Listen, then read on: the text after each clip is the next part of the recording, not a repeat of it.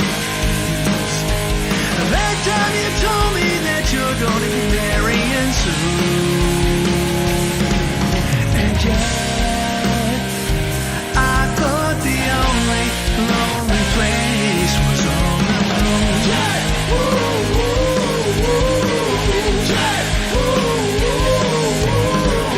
Yeah. Fashion, not the fashion, biggest, grandest, heavy rock music magazine, online magazine in Holland. And yeah, tonight we are very happy, very proud to see one legend of the let's see, 80s scene, a bit different than glam scene, but we talked about it later. Welcome, Enuff Z'Nuff. Oh, thank you. Chief Snuff, welcome, Yep. founding member of this great band.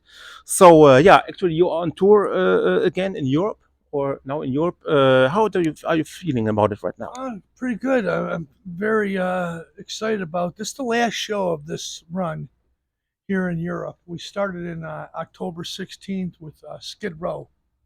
Wonderful band. They have a new record out now called Right. The Gang Is All Here. Our new record's out as well called Finer Than Sin on Frontiers. And we did 15 shows doing all the O2 Academies and the Ritzes and the Forums. All beautiful, well turned out gigs with a great audience every single night. And then we finished that tour on November 4th at in Great Yarmouth, a place called Hard Rock Hell. They have it every single year. Tons of national acts there. This year we played it with The Darkness and Great. Ugly Kid Joe, amongst many others. Great. And right after that tour, we started off our European tour with the Midnight Devils. And we've been out now for, well, almost 2 months. Before that, we were out in the United States with the Dead Daisies. Oh, great. Glenn Hughes, Yeah, Doug great, Aldridge, great. and Brian Tishy, Oh, yeah, great. David Lowy, a wonderful band. So we've certainly been busy for the last 4 months, traveling around the country. So it's winding down right now. I finished this tour here tonight. I go to Amsterdam for a couple of days of rest and relaxation, Mhm. and then I jump on the Choir Boys tour. I'm playing bass with the Choir Boys on their whole Spanish tour, and that starts December 1st in Barcelona, Spain. So I won't get home till the middle of December, Okay. and then I'll start making another record. Perfect. Sounds really cool. So busy. Yeah. Very, very good. Actually, yeah. So, can you maybe tell us a little bit about the actual lineup of the band? Who's in it? Who are the members? And maybe are you still in contact with some of the former members that you had during the past, let's say, 30, 35 years? Well, the band is, as we are right now, is pretty much the same as it's been for the last half dozen years, except for my guitar player, Tori Stoffregan, who's been with me for about 15 years. Dan Hill playing drums, and Tony Fiddle playing guitar on this tour. And it's been very well. As far as the other band members go, they're all doing different things right now. Donnie V's doing a solo record. He's been playing some shows around the country acoustically. Vic Fox, I still keep in contact with him. Very good friend of mine still. Okay, cool. And he's living out in Arizona right now. Mhm. And that's it. There's not, we lost Derek Frigo in 2004. Oh, yeah, We lost I Ricky remember, in yeah. 2007. Great guy to the. I've lost some great guys, wonderful musicians, Yeah. and more importantly, great friends of mine. I get the memories of playing with those cats and touring around the world, which is fantastic. Yeah. Nobody could take those away from me. However, the band as we are right now is moving forward, I think, is pretty concrete. Cool. And those are the guys that are playing on the newest record, too. Okay. Cool, perfect. Yeah, so you got a new album out. Maybe you can tell us a little bit about that album. How was the writing process in that record? And maybe is it your favorite record to date, or is there's one record of Well, Enuff Z'Nuff that you say it's the best we've done ever? Every single band artist says that it's my favorite record. It'd be missing me to say that it's true here. However, I think it's another strong Enuff Z'Nuff album. It's a combination of a lot of different kinds of styles of music. We've always been a band that's been categorized as glam metal, and we're not that at all. It's pop, it's rock, it's a little bit of metal, it's alternative, and it's a nice mixture. And I like to believe we were alternative before the word alternative even came in. So I think it's a strong record, 10 songs. And you don't want to give the audience any more than that because it's just too much information in this day and age. The expectancy to get everybody's attention is very questionable out there. But if you listen to the record, it's a real record all the way through. Live performances. It's not a Pro Tool record, and I'm very excited about that. I think people will be happy to hear that. Great. It's a good rock record with some nice guitars in there, and good songs and nice stories. Good album. I love it. Great. So, well, actually, going back in time when everything started with you guys, I believe it's around 84. So let's say around about 40 years already. I believe you started in Chicago, Illinois, I think, where you are from. And how did you start off? And actually, and then you got to the major label with Atlantic Records for the first two albums, I believe. Yeah. How did it evolve? Just a short. Simply put, we put the band together in the early 80s. We played clubs, opening for anybody from BTO to Cheap Trick. Any shows we could find, making no money whatsoever. Finally got discovered, went into a studio in Lake Geneva, Wisconsin called Royal Recorders. Beautiful place, but everybody was making records there. Mm-hmm. When we were in there, it was Cheap Trick, Survivor, Adrian Ballou from King Crimson. He was in there with his band called Adrian Ballou and the Bears. Cool. Tapao. Mm-hmm. I think Jane's Addiction was mixing their record there, nothing shocking. And Skid Row. And that's how we met Doc McGee. Doc McGee heard our demos. Big manager. Yeah, Doc took it to a guy over at Polygram who had signed Cinderella and Bon Jovi, a guy named Derek Shulman. Mm-hmm.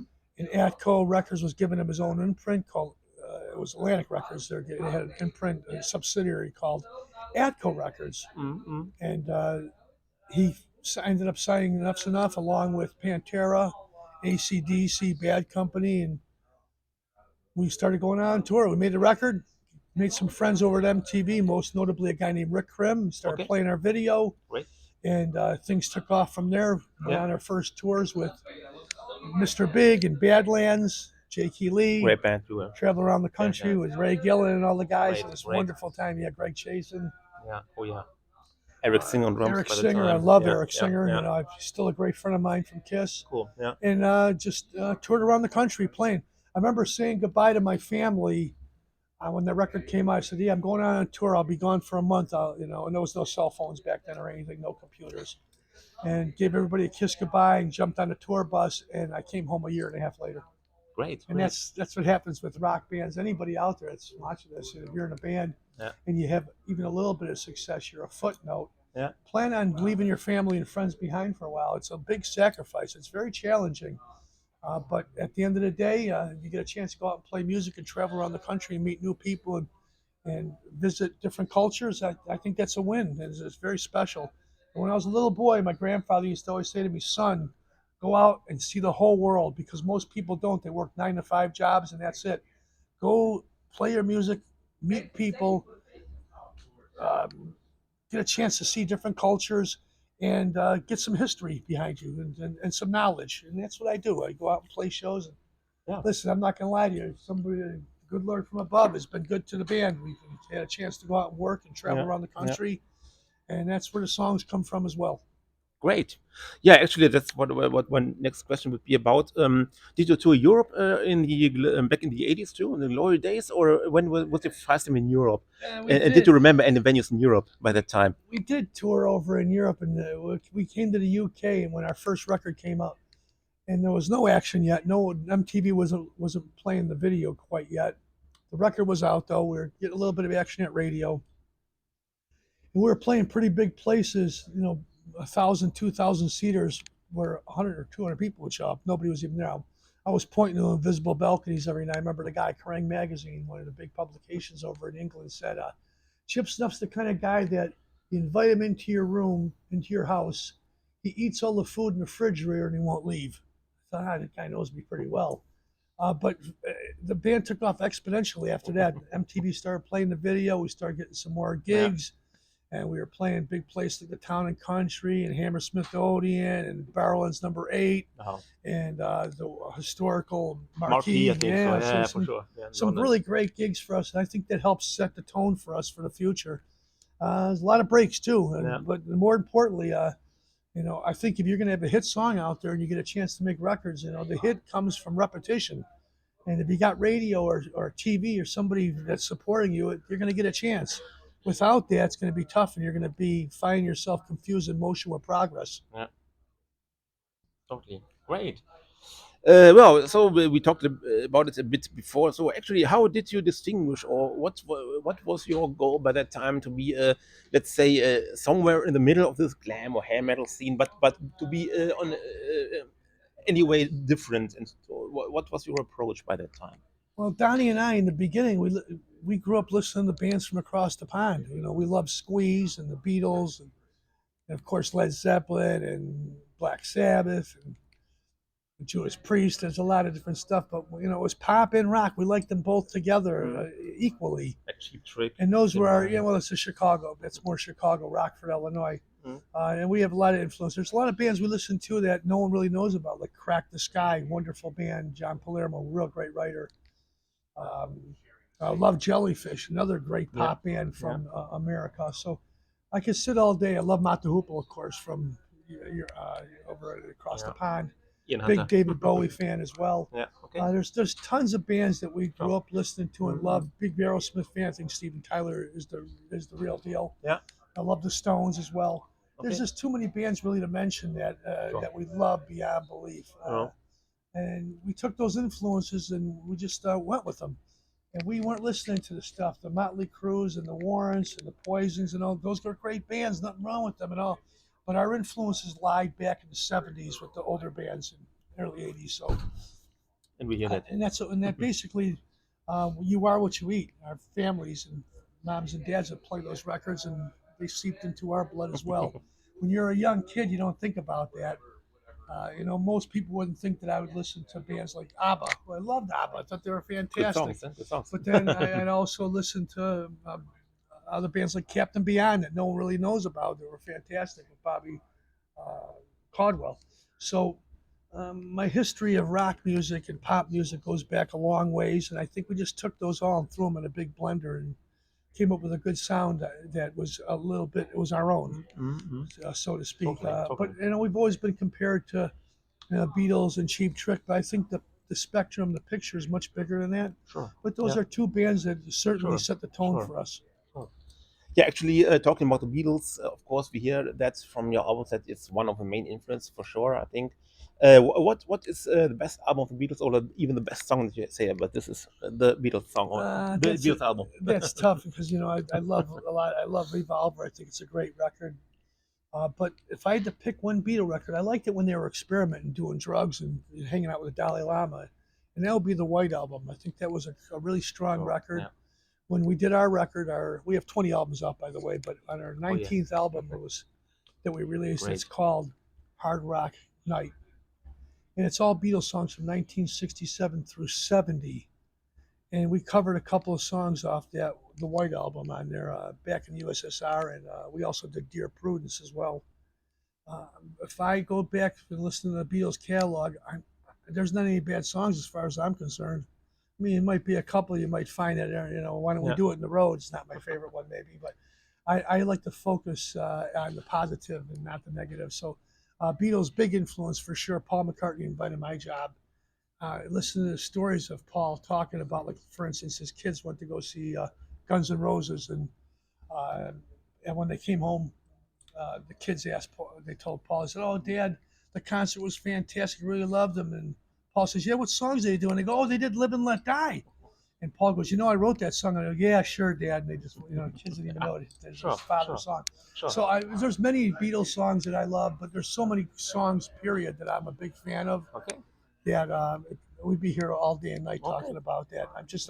I'm a big music fan all the way around. I like it all, So that whether we're listening to Boards of Canada, new Ed Sheeran, maybe the new stuff from Greta Van Fleet, or Rival Sons, or Dirty Honey, they're carrying the flag right now as far as I'm concerned. Great new bands. I listen to new stuff and I listen to the old stuff, and I just mix it all up, and it makes me happy. And I'm glad to see rock and roll is still prevailing, not only in the United States but also in Europe. Great. Right.